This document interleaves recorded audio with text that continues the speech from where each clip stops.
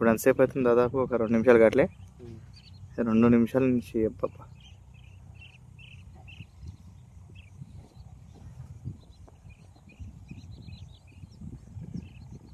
తన కాళ్ళకి ఉంది, ఉన్నదబ్బా,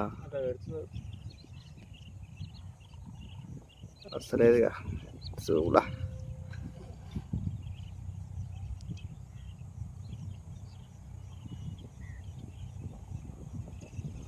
అలసిపోయింది, ఇక పోతుంది. ఇంకొక ఆగింది.